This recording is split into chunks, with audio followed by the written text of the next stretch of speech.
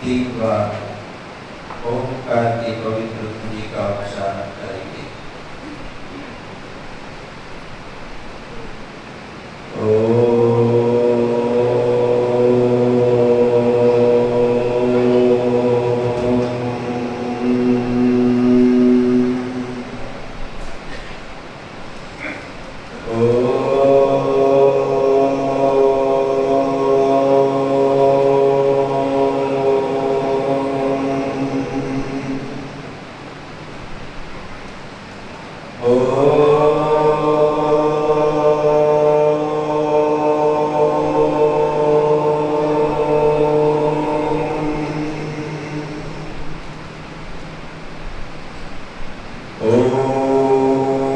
सच्चिदानंदेश्वराय नमो नमः।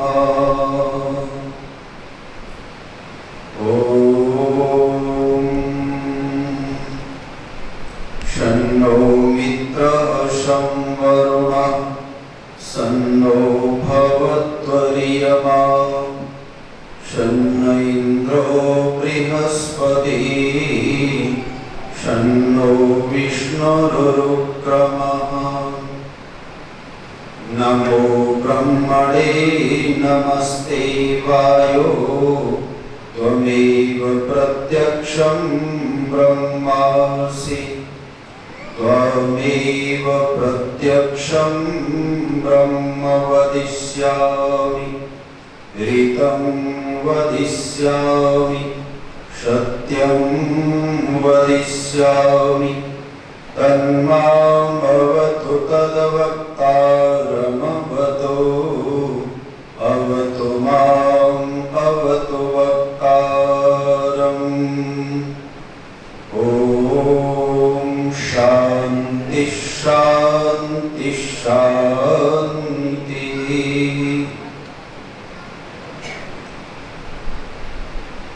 आर्य समाज बेटला अलायंस की इस पावन वेद प्रचार सप्ताह के अवसर पर और वर्तमान भारतवर्ष के 79वें स्वतंत्रता दिवस की पवित्र संध्या पर इस वेद प्रचार की पवित्र भूमि में उपस्थित इस आर्य समाज के ऐसे युवा होनहार धर्माचार्य जो मुझसे इतनी प्रीति रखते हैं कि उनका बस चले तो पूरे देश और दुनिया में महर्षि दयानंद सरस्वती और वेद की कथाएं करवाने की योजना बना डाले। पंडित कोमलपाल शास्त्री जी जिनके मधुर भजन आपने सुने, मेरे बचपन में वो सहपाठी रहे हैं। पंडित अशोक कुमार शास्त्री जी जो ग्वालियर मध्य प्रदेश से यहाँ पर पधारे, जिनके कंधों पर महर्षि दयानंद की विचारधारा, परमपिता परमात्मा की वाणी वेद वाणी के प्रचार और प्रसार का भार है।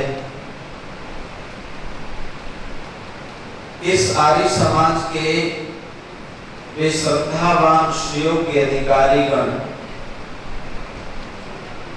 जिनका तन मन और धन आर्य समाज बेटला अलायंस की उन्नति के लिए लगातार लग रहा है। वे सभी वर्तमान पदाधिकारीगण जो अपने जीवन की धर्म की कमाई में से धन भी लगाते हैं, तन से भी सेवा करते हैं और उनके मन में आर्य समाज के प्रति बहुत प्रेम है। और उनसे पूर्व के वे सभी अधिकारी जिनको आज हम भुला नहीं सकते हैं, जो इस आर्य समाज बिरला अलायंस को यहां तक लेकर के आए। आज उनमें से बहुत से पदाधिकारी हमारे बीच में नहीं होंगे, लेकिन वे सब हमारे लिए श्रद्धा के सुयोग्य पात्र हैं। मातृशक्ति और नौजवान साथी, स्वतंत्रता दिवस है भारत माता का, तो नौजवान भी बहुत उपस्थित हैं। ये अधिकारियों के लिए बहुत सुख की बात है कि आपके कार्यक्रम में जवानी ज्यादा है। देखिए, इस संसार में जो कुछ काम करने का समय होता है वो जवानी होती है, युवा अवस्था होती है। महर्षि दयानंद सरस्वती, उनके जीवन को हम देखते हैं तो उन्होंने अपनी भरी जवानी इस देश के लिए इतनी समर्पित कर दी कि देश में एक लहर उत्पन्न हो गई कि राष्ट्र भी कुछ होता है। स्वामी दयानंद से पहले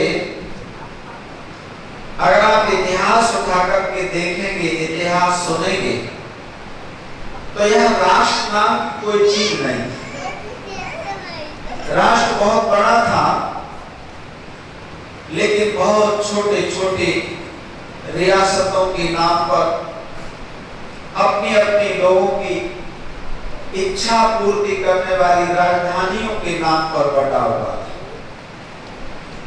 और ये विभाजन स्वामी दयानंद के जन्म के बाद नहीं शुरू हुआ। स्वामी दयानंद जी के जन्म को तो ये 200वां वर्ष है। इस भारत माता का विभाजन महाभारत के युद्ध के पश्चात शुरू हो गया था। और वो विभाजन किस हद तक बढ़ गया, एक उदाहरण मैं आपको देना चाहता हूं। आप सब लोग बड़ा नेट यूज करते हैं और बच्चे खास करके यूज करते हैं। अच्छा, ये बताओ, भारत माता का ये कौन सा टुकड़ा आपके पास बचा है? अब इस देश की नई पीढ़ी को इस भारत माता का जो सच्चा इतिहास है वो हम बताना नहीं चाहते। ये बहुत बड़ी साजिश है। कौन सा टुकड़ा बचा है जी भारत माता का? जो एक बृहत्तर भारतवर्ष था, जो आर्यावर्त जिसका नाम था, कौन सा टुकड़ा बचा है, कोई बताएंगे?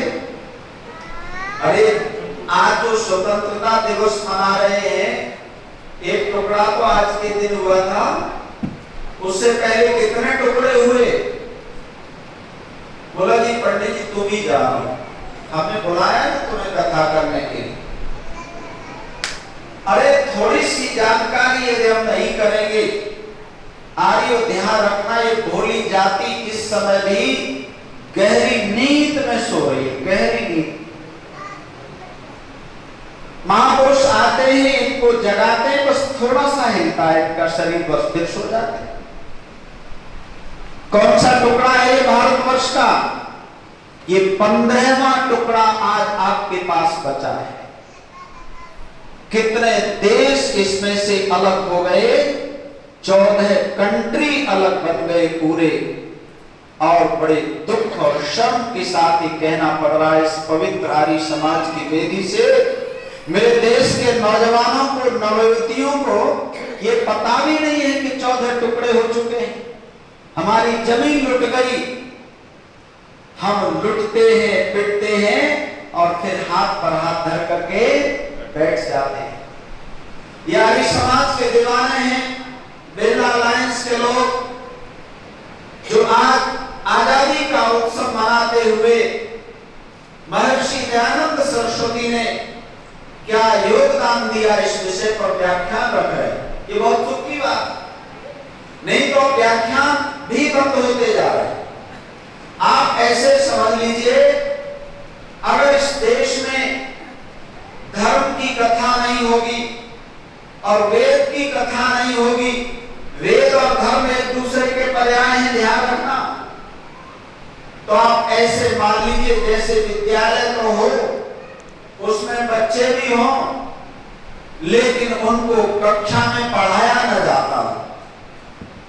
ये वो देश धर्म की कक्षा है आर्य समाज का उत्सव, जहां से आपको पता लगेगा कि हमारा क्या इतिहास था और इस समय हमारे पास में क्या बचा है। आज जो कथा सुने, आज जाकर के बृहत्तर भारत जो आपका पूरा भारतवर्ष था, उसके टुकड़े नोट करना। संख्या मैंने आपको बता दी है संतोष की बात। अब कुछ आप भी तो करोगे कि नहीं करोगे? याद रखना आर्यो, जिस देश के नौजवानों को ये नहीं पता होगा कि मेरे देश में से 14 हिस्से अलग बांट लिए गए, टुकड़े टुकड़े कर दिए गए मेरे देश के, उस देश के नौजवान क्या कोई राष्ट्रवाद की कक्षा अटेंड करने जाएंगे? क्या वो धर्म की कक्षा में अपना समय लगाएंगे? और ध्यान रखना, एक ऐसी घिनौनी साजिश चल रही है कि कहीं ये 2025 में भी भारत के लोग जाग न जाए। आपका भय तो अभी भी है। अगर 2025 में भारत के नौजवान जाग गए, खड़े हो गए, उन्होंने महर्षि दयानंद की शिक्षाओं को सुन लिया, तो कौन ऐसा अभागा बालक होगा जो अपनी जमीन के हिस्से को नहीं मांगेगा? इस देश की बेटियां अपनी जमीन को मांगेंगी, हमारी जमीन है। इस देश के नौजवान अपनी जमीन को मांगेंगे, लेकिन एक बहुत बड़ी अंतरराष्ट्रीय साजिश का हिस्सा आज एक छोटी सी भारत भूमि का टुकड़ा जो है उस साजिश का शिकार होगा। उस साजिश क्या है? अब हमारे देश के नौजवानों को ये नहीं बताया जाता कि तुम्हारा तन, तुम्हारा मन और तुम्हारा धन यदि धर्म के काम नहीं आएगा तो ध्यान रखना धर्म बचेगा नहीं। आपको पता है वैदिक धर्म का चिन्ह क्या होता है, सिंबल क्या होता है? वैदिक धर्म का चिन्ह क्या है? ध्यान रखना, जिसका चिन्ह मिट जाता है वो भी मिट जाता है। चिन्हों का बहुत महत्व है, इनको हल्के में मत लिया करो। सिंबल्स को, प्रतीक को, चिन्हों को, इनका बहुत महत्व है। आज भारत माता का छोटा सा टुकड़ा आपके पास है, इसका वर्तमान का राष्ट्रीय चिन्ह क्या है जी? आज जो फहराया गया ये हमारे देश का झंडा, मेरे देश का ध्वज, और ध्वज की कीमत क्या होती है? आज भारतवर्ष के डाकघर से 30 रुपए से ध्वज मिलना शुरू हो जाता है, और फिर आप जितनी कीमत का खरीदना चाहें उतनी का मिल सकता है। अगर किसी देश की सेना आकर के इस ध्वज को उतारना चाहे तो तीनों सेनाओं के जो अध्यक्ष हैं, बोलो बच्चों, क्या आदेश देंगे? चाहे हजारों सैनिक शहीद हो जाएं, ध्वज की रक्षा की जाए। हमने कहा क्यों? 30 रुपए के लिए हजारों सैनिकों को शहीद करा दोगे? कह लगे नहीं पंडित जी, अगर ध्वज मिट गया, चिन्ह मिट गया, तो राष्ट्र भी बोलो मिट जाता है। आज वैदिक धर्म का चिन्ह मेरे गले से मिटने जा रहा है। अब थोड़ी सी गर्दन बची है जिनके गले में वो चिन्ह है। उस चिन्ह का नाम, जो सत्य सनातन वैदिक धर्म है, उसके चिन्ह का नाम है यज्ञोपवीत। आपको पता होना चाहिए, स्वामी दयानंद सरस्वती ने जब ये बहुत निकटता से देख लिया कि इस देश में विदेशी शक्तियां काम कर रही हैं जो इस देश के लोगों को इकट्ठा नहीं होने देंगे, और विदेशी ताकतें 3 जगह पर काम कर रही थी। सुनो ध्यान से, महर्षि दयानंद जो बहुत विद्वान थे, उन्होंने तीनों स्थानों को देखा। पहले पहला वो काम कर रहे थे संप्रदायों पर। संप्रदायवाद इतना बढ़ रहा था, इतना बढ़ रहा था कि एक संप्रदाय दूसरे संप्रदाय के खून का प्यासा हो रहा था और उसको विदेशी शक्तियां हवा देती थी। और आज भी वो साजिश बंद नहीं हुई आ रही हो, ध्यान रखना।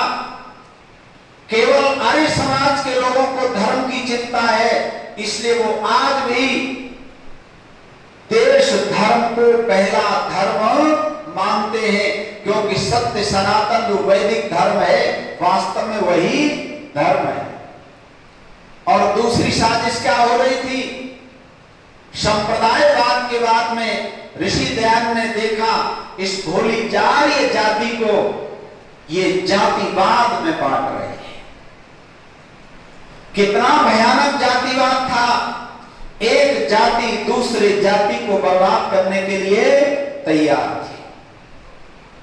और तीसरा भयानक प्रहार हो रहा था क्षेत्रीयता पर, क्षेत्रवाद पर।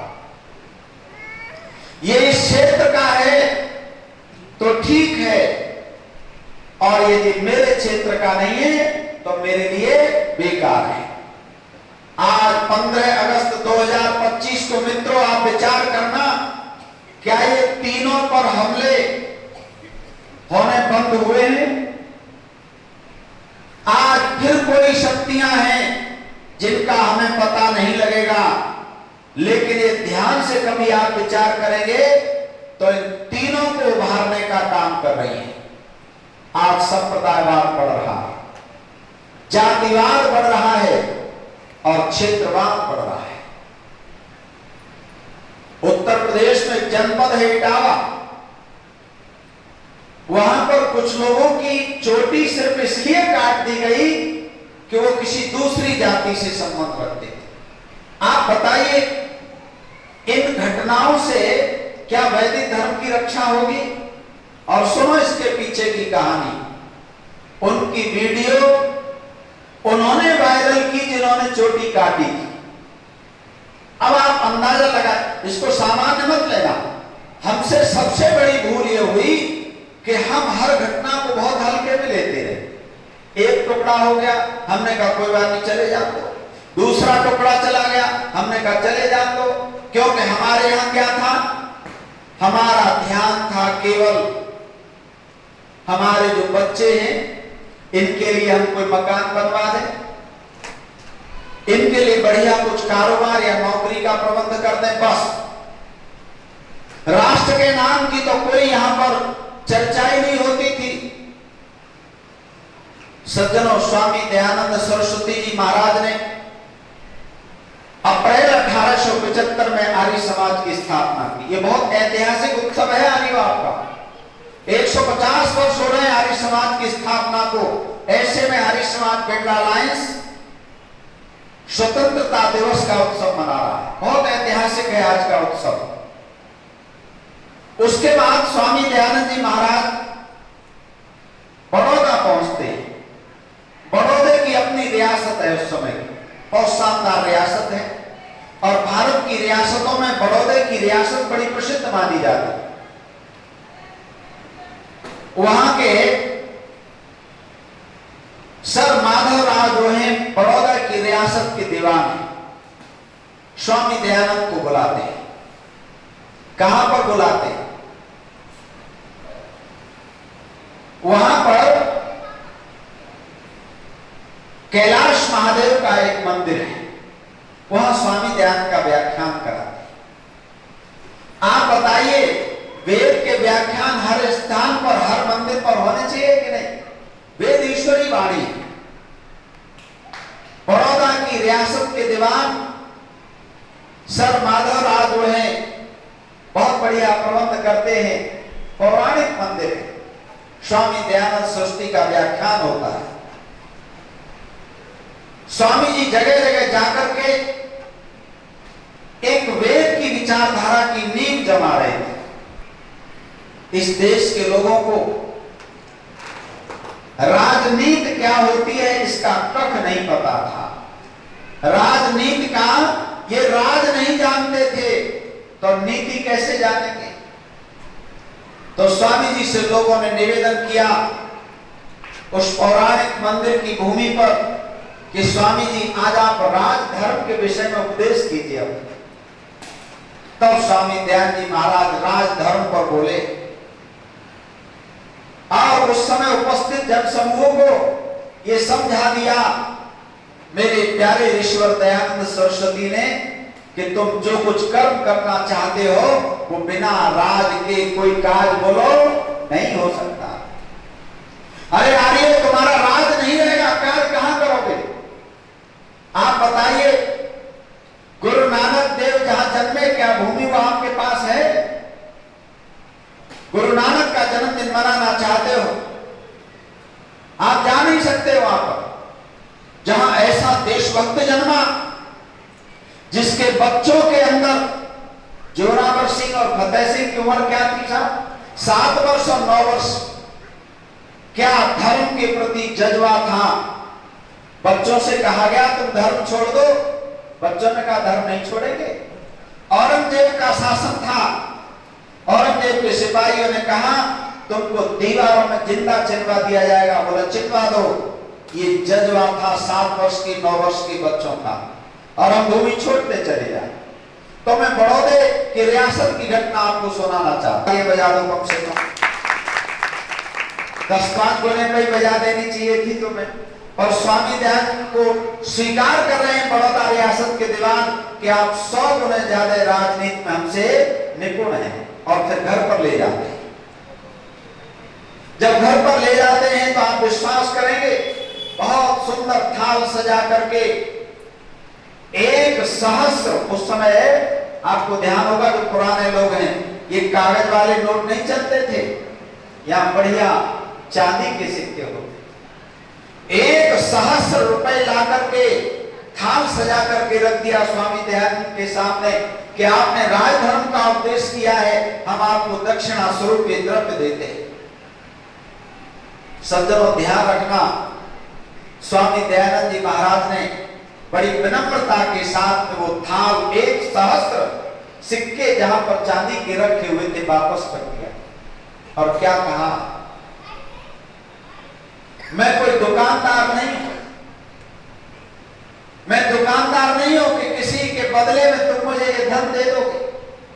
मैं सन्यासी हूं, अगर तुम्हें इस देश के लिए कुछ करना है तो इस देश के अनगिनत बच्चे ऐसे हैं जिनको कोई शिक्षा आज नहीं हो, और आज जो संभालना, आज जो शिक्षा हो रही है उस शिक्षा में, आपकी शिक्षा में एक भी ऐसा पाठ नहीं तो आप लोग इतने पढ़े लिखे लोग यहाँ बैठे थे, आप सबको पता होता कि मेरे देश के 14 टुकड़े अलग जा चुके हैं। एक पाठ नहीं है आपकी शिक्षा व्यवस्था में। स्वामी दयानंद जी महाराज उस दक्षिणा के द्रव्य को स्वीकार नहीं करते, क्या कहते हैं, इससे पाठशालाएं खुलवाओ। याद रखना आर्यो, जब तक आपका धन धर्म के काम में नहीं लगेगा धर्म की वृद्धि नहीं हो सकती। और 3 वर्ष के बाद 1878 में स्वामी दयानंद जी महाराज मुल्तान शहर में पहुंचते हैं। अब मुल्तान कहां है जी बताओ? देखो ये बड़े दुख के साथ कहना पड़ रहा। और सुनिए, मुल्तान में स्वामी दयानंद जी महाराज 36 दिन प्रवास करते हैं। कितने दिन? याद कर लो, कितने दिन रुके? और 35 व्याख्यान हुए। कितना व्यस्त जीवन होगा। इतना लंबा सफर करने के बाद 36 दिन में 35 व्याख्यान श्री दयानंद के, और उन व्याख्यानों का कमाल आप सुनिए। 36 दिन के प्रवास में मुल्तान में आर्य समाज की स्थापना हो जाती। एक पंडित कृष्ण जी मांसाहार करते थे। उन्होंने स्वामी जी से कहा कि स्वामी जी आप मांसाहार का विरोध करते हैं, आप कहते हैं मांस नहीं खाना चाहिए। पंडित जी ने कहा मैं मांस खाता हूं और एकदम फिट हूं, कोई परेशानी नहीं। तब स्वामी दयानंद जी महाराज ने कहा देखो, वेद का 2 प्रकार का आदेश है, पहला आदेश क्या है परमपिता परमात्मा का? ध्यान से सुनना मेरी बात। अगर उस आदेश को आप नहीं मानेंगे तो शारीरिक हानि होगी। और याद रखना, दूसरे आदेश ऐसे हैं परमात्मा के जिससे आत्मिक हानि होगी। आप मांस खा रहे हैं लेकिन इस समय आपको कोई परेशानी नहीं, आपका शरीर स्वस्थ है, लेकिन सबसे बड़ी हानि अब क्या होगी? आपकी आत्मिक हानि होगी। आप मांसाहार करते रहेंगे तो आपका आत्म बल नहीं बढ़ेगा, और आत्म बल नहीं बढ़ेगा तो आप दुनिया में कोई बहुत बड़ा काम नहीं कर सकते। सज्जनों, पंडित जी ने मांसाहार छोड़ दिया है। स्वामी दयानंद जी से प्रश्न किया लोगों ने कि दूसरे प्राणियों को मार करके खाने में ही तो पाप लगता है। जो लोग ग्रामीण अंचल से संबंध रखते हो वो जानते होंगे। तो उदाहरण दिया लोगों ने कि गौ माता जब अपने बछड़े को जन्म देती है तो बाद में जेर है, जेर निकलती है, वो भी मांस है। वो तो गाय को निकालना ही होता है, उससे तो गौ माता की भी कोई हानि नहीं। वो मांस खा ले तो तब देखो ऋषि की दृष्टि। स्वामी दयानंद जी महाराज कहते हैं कि तुम्हारे अंदर मांसाहार की वृत्ति बनी रहेगी, वृत्ति दोष से आप दुखी होते रहेंगे। आपने किसी को मार के तो नहीं खाया, लेकिन मांस की वृत्ति तो आपके अंदर है, और वो मांसाहार की वृत्ति आपके अंदर बनी रहेगी तो आप कभी देश और धर्म के लिए कोई काम नहीं कर सकते। अब आप बताइए 2025 में क्या मेरे बच्चों के लिए मांसाहार नहीं परोसा जा रहा? क्या बोलो शराब नहीं परोसी जा रही? क्या शराब पी करके और मांसाहार करके मैं अपने उस जो पूरी भारत मां का पुण्य भूमि है, क्या उस भूमि को प्राप्त करने का विचार मेरे अंदर कभी आ सकता है? सज्जनों, इसलिए स्वामी दयानंद जी महाराज ये मना किया करते थे कि शराब का पीना ठीक नहीं है, मांस का खाना ठीक नहीं है। जब वो पंडित जी नहीं मान रहे थे तो स्वामी जी ने कहा देखो, मांस में कोई स्वाद नहीं होता, शराब में कोई स्वाद नहीं होता। ये जो मांसाहार में तुमको स्वाद लगता है वो मसालों का है या उसमें डाले हुए घी आदि का है, मांस में अपना कोई स्वाद भी बोलो नहीं होता। शराब में कोई अपना स्वाद नहीं होता। ये तुम शराब के साथ में क्या कहते हैं, मैं तो उसका नाम भूल जाता हूं। जो नमकीन वगैरह तुम खाते हो वो स्वाद उसका है, वो शराब में कोई स्वाद भी बोलो नहीं होता है। इसलिए बेस्वाद की चीजों को तुम खा करके कौन सा स्वाद बढ़ाना चाहते हो देश का? और सदनों, एक साजिश है अंतरराष्ट्रीय। वो क्या साजिश है? इस भारत भूमि के लोगों का आत्मबल बढ़ गया तो उनको खतरा पैदा हो जाएगा, क्योंकि यहां का व्यक्ति यदि इसको जगह दिया जाए तो इतना काम कर सकता है। यहां के बच्चों ने सिद्ध कर दिया है। पूरी दुनिया की जितनी बड़ी बड़ी कंपनीज है वहां आप देखें, उनका इतिहास देखा करो कभी उठा करके, तो आप पाएंगे उन कंपनियों में भारत माता के बच्चे आपको मिलेंगे। यहाँ की बेटियों का, यहाँ के बेटों का जितना चरित्र आज भी बढ़िया है, इतना चरित्र अच्छा पूरी दुनिया में आज भी बोलो कहीं नहीं।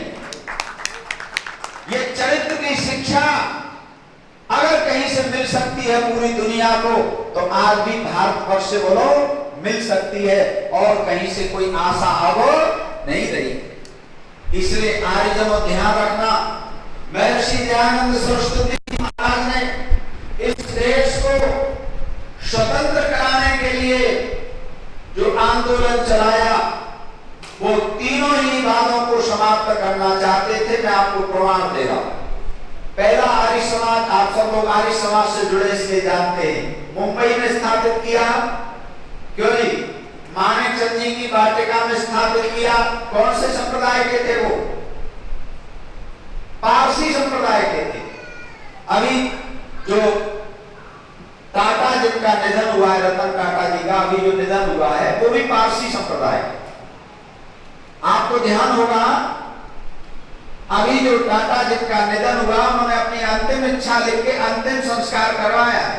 पारसियों का ऐसा अंतिम संस्कार नहीं होता, दाहकर्म नहीं होता है। क्या होता है, वह एक ऊंचे स्थान पर शरीर को रख दिया जाता है, पक्षी आकर के खा जाते हैं। वो अपनी इच्छा लिख करके गए। यहाँ आपको पता है इस बीज कहां से मिला? टाटा के परिवार का इतिहास आप देखेंगे तो उसी माणिक चंद जी की पाटिका से जुड़ा है, जहां पर आर्य समाज की स्थापना की स्वामी दयानंद जी। वो चाहते तो किसी दूसरे संप्रदाय वाले के यहाँ कर सकते थे ना, वो जानते थे संप्रदायवाद बढ़ता रहेगा तो ये धरती जो भारत भूमि है वो कभी एक नहीं हो सकती। और दूसरा आर्य समाज का स्थापित किया लाहौर में। कौन से संप्रदाय के थे वो? डॉक्टर रहीम, इस्लाम को मानने वाले थे। क्यों किया? ऋषि दयानंद जानते थे अगर ये संप्रदायी लोग अपना प्रचार करते रहेंगे तो ये भोली जाति बहकती रहेगी। और आज भी हमारी भोली जाति को बोलो बहकाया जा रहा है कि नहीं बहकाया जा रहा? ऋषि दयानंद वो संप्रदायवाद समाप्त कर रहे हैं। आर्य समाज की स्थापना कोई सामान्य बात नहीं है भारत भूमि के लिए। ये वो इतिहास है जो भारत माता को असली भारत माता बनाना चाहता है। ऋषि दयानंद की आप पूरी विचारधारा देखें। आप बताइए संस्कार विधि के संस्कार कौन कराएगा? आप कभी सोचना कौन कराएगा ये 16 संस्कार? अरे ये तो जीता जागता उदाहरण आपको बताना चाहिए, सारी दुनिया के सामने रखना चाहिए कि दाह कर्म करने से उत्तम संस्कार दुनिया में और कोई नहीं हो सकता। टाटा जैसा विद्वान, उन्होंने विवाह नहीं किया लेकिन एक बहुत बड़ी परंपरा छोड़ के गए, अपना कुल छोड़ करके गए। उदाहरण है आपके सामने ऋषि दयानंद की उस विद्या का फल है। और सुनो ध्यान से, जाति की जो जन्मना जातिवाद था, इतना बड़ा कोड इस समाज में था, उसको समाप्त करने के लिए ऋषि क्या खोल रहे हैं? बोलो, पाठशालाएं खोल रहे हैं।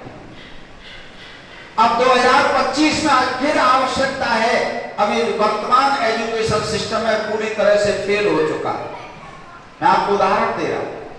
आप बताइए परिवारों में अशांति बढ़ रही है कि नहीं बढ़ रही? अब तो ये कहानी बन रही है इस स्वतंत्र भारत में 2025 में ये कैसी स्वतंत्रता है जहां विवाह के 6 महीने के बाद पति अलग हो जाता है, पत्नी अलग हो जाती है। और छोड़िए, बच्चे हैं घर में, बच्चों को छोड़ करके पति और पत्नी अलग, उन बच्चों का जीवन तबाह हो जाता है। वो कभी भी गर्दन उठा करके नहीं जी सकते। जिस बच्चे की माँ कहीं चली जाए और पिता कहीं चला जाए, ऐसी स्वतंत्रता का आपको क्या लाभ मिलेगा? आप बताएं। इसलिए स्वामी दयानंद आज भी प्रासंगिक है। अगर स्वामी दयानंद को आपने नहीं समझा तो ध्यान रखना, जब घर ही नहीं रहेगा, परिवार ही नहीं रहेगा, तो आप बताइए कहां जाकर के सुख का अनुभव किया करेंगे? कार्यालय में सुख नहीं मिलता, ध्यान रखना। और कार्यालय में सुख की इच्छा भी बोलो नहीं करनी चाहिए। जिसने कार्य, उसका नाम ही कार्यालय है, वो तो काम करने का आलय है, वहां पर निरंतर कर्म करते रहना है। पर क्या करें साहब, इस देश में एक कहानी है, वो लिखी तो जापानीज में थी, उसका हिंदी अनुवाद मैं आपके सामने रख रहा हूं। भारत के एक सज्जन जापान में गए, जापानी से उनकी मित्रता हो गई। जब जापान में वो पहुंचे तो बहुत दिन वहां रहे। उन्होंने देखा जापान के लोग टाइम पर अपना काम करते, बड़े नियम सही हैं उनके, किसी से कोई फालतू बात नहीं करते, कोई आपस में ऐसा विशेष बात पर झगड़ा नहीं करते। उन्होंने देखा यहाँ के लोग बहुत अनुशासित हैं। आपको ध्यान रखना है, जापान 2 बार बर्बाद हो चुका है परमाणु हमले में, लेकिन उस 2 बार बर्बाद होने के बाद जापान ने किसी के आगे भीख नहीं मांगी। वो हाथ लेकर के कटोरा लेके खड़ा नहीं हुआ कि आप हमें भीख दे दो। अपने अनुशासन के बल पर, अपने स्वाभिमान के बल पर, अपनी मेहनत के बल पर फिर खड़ा हो गया। ये 1 महीना रहा भारत का व्यक्ति, इसने चाय का नहीं बनाया। तो एक दिन इसने कह दिया भाई साहब इतने दिन हो गए रहते रहते, हमारे यहाँ तो कम से कम अब तक 4-5 बार चाय पे बुला लिया होता, आपने कभी मुझे चाय पे नहीं बुलाया। तो उन्होंने कहा, हे भारतीय मित्र, मुझे 2-3 बातों का जवाब दे। उनका बोलो, आपके देश में अंग्रेज कितने रहे ज्यादा से ज्यादा? ध्यान रखना, अंग्रेज इस देश में कभी भी जो अधिकारी के रूप में थे 20,000 से ज्यादा नहीं गए। बाकी उनकी फैमिली के मेंबर थे, उनको जोड़ दे तो वो अलग। और भारत के लोग कितने थे उस समय? इस भारतीय मित्र ने जवाब दिया कि उस समय भी 30 करोड़ आबादी थी भारत। जिन लोगों ने भारतीय लोगों पर बंदूकें चलाई, उनमें एक भी अंग्रेजी सिपाही नहीं था। वो कहां के सिपाही थे? भारतवर्ष के सिपाही थे। जिस देश के लोगों में इतनी घृणा हो, आपस में इतना बैर हो कि वो अपने लोगों को मारने के लिए, अपने लोगों के लिए सताने के लिए तैयार हो, आप उसी देश से तो आए हो। मैं आपको चाय पे कैसे बुला लेता? आपके देश में एक भी जनरल डायर ने आदेश दिया फायर, तो फायर करने लगे। एक भी फायर कॉरिडोर नहीं मुड़ा और जलियांवाले बाग को पाक करके रख दिया लाशों से। मैं तुम्हें किस आशा के साथ चाय पर बुलाऊं? आपके खून में धोखेबाजी है। आपका देश टुकड़े टुकड़े होता जा रहा है, लेकिन तुम्हारे देश में कभी राष्ट्र प्रेम पैदा नहीं होता। जो राष्ट्र से प्रेम नहीं करता, ऐसे व्यक्ति को जापान का व्यक्ति चाय पर बुलाना भी पसंद नहीं करता। आर्यों, ध्यान रखना, महर्षि दयानंद जी महाराज चाहते थे देश के लोगों का धन धर्म के काम में आए। आज हमारा कितना धन धर्म के काम में आता है, आप विचार कर लेना। जैसे धर्म के कार्य की बात आती है, इतना पाखंड है 2025 में भारतवर्ष में, वो सारा धन पाखंड की भेंट चढ़ जाता है। और पढ़े लिखे लोग उस वैदिक धर्म के चिन्ह को तो धारण नहीं करते, पर आपको ये हाथ पट्टी मिलेगी, किसी की बाजू पट्टी मिलेगी, किसी की गर्दन पट्टी मिलेगी, न जाने काला धागा, पीला धागा, लाल धागा, नीला धागा, कितने धागे पहने। लेकिन वैदिक धर्म के चिन्ह को धारण करने के लिए आज हम निवेदन कर दें तो इनके पास 100 बहाने हैं। आप बताइए, बिना संस्कार दिए हुए क्या ये भारतवर्ष की स्वतंत्रता जो इतने बलिदानों के बाद मिली है, आगे चल सकती है क्या? देखो, चरित्र जब समाप्त हो जाता है तो वो देश ज्यादा दिन चलता नहीं है। हमारे यहाँ का जो चरित्र है वो संस्कारों पर निर्भर है, और संस्कारों पे यदि हम छोड़ देंगे तो फिर क्या होगा? फिर नाम मात्र के लिए हमारे यहाँ संस्कार रह जाएंगे। जैसे आजकल क्या स्थिति है, हम पंडित जी भी बुलाना चाहते तो नाम मात्र के पंडित जी मिल जाए। जो कई रिश्तेदार ये न कहने लगे कि इन्होंने पंडित जी नहीं बुलाए। आप पंडित कुमारपाल शास्त्री जैसे विद्वान पंडित को कौन बुलाना चाहता? क्योंकि यहां तो एक ही स्थिति है। ध्यान रखना, धर्म भी बिना धन की सहायता के बढ़ नहीं सकता। जब आप धर्म के प्रति लोभ लोभ लोभ करते चले जाएंगे तो ध्यान रखना, जैसे उस मुल्तान शहर में जहां स्वामी दयानंद जी महाराज ने उपदेश किया, आर्य समाज बनवाया, शानदार महल था आर्य समाज। लाहौर में शानदार आर्य समाज का महल था। ये तो थोड़े दिन पहले की बात है।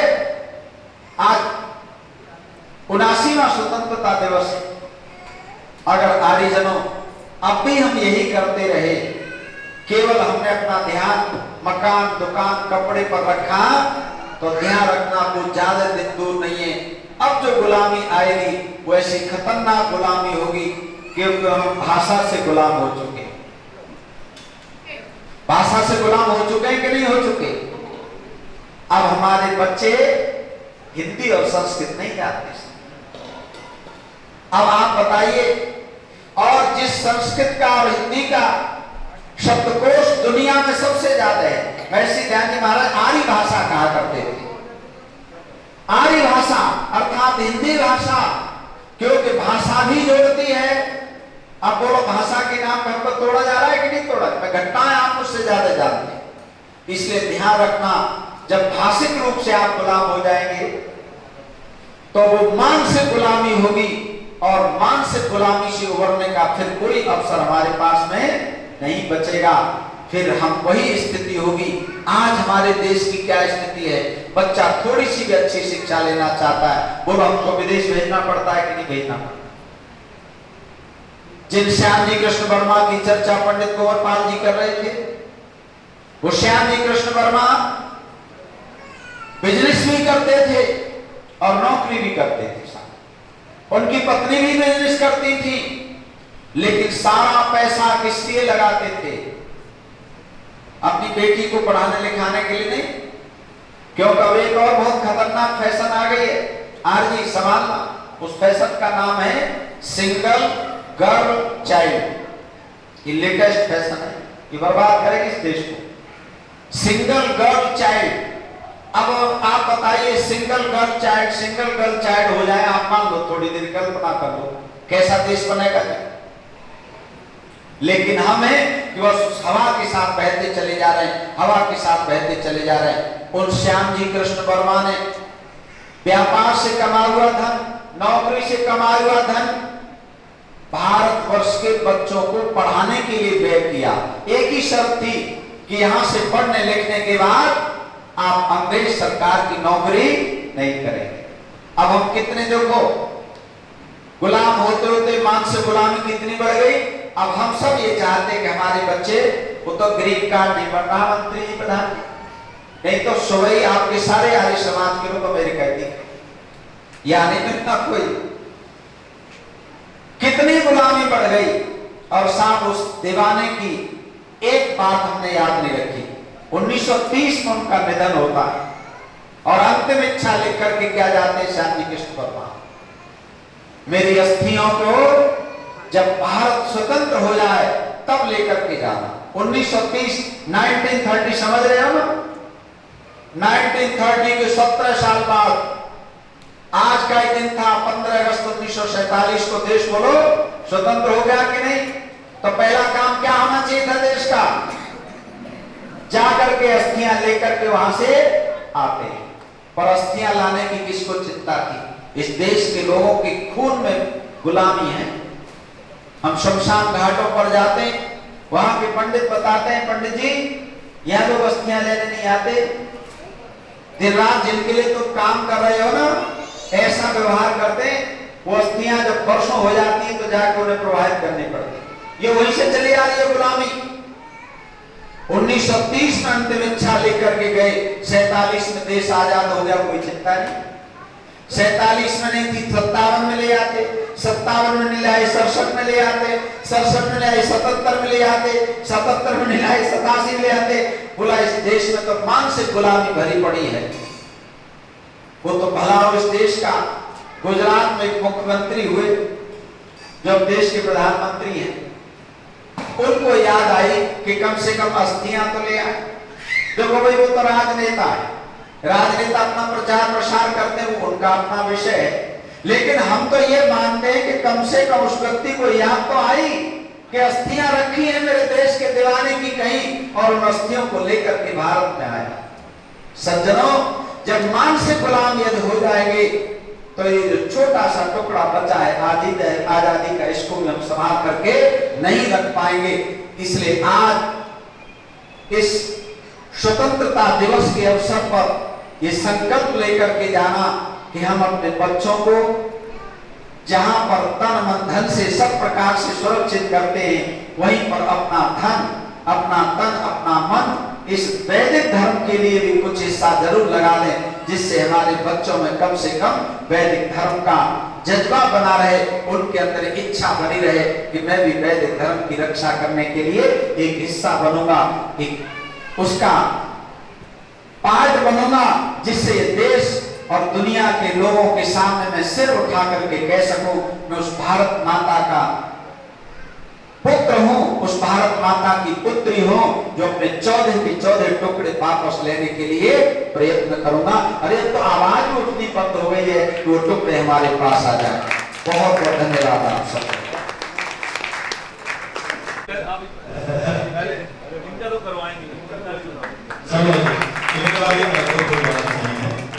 यशपाल जी का स्वागत कर रहे हैं।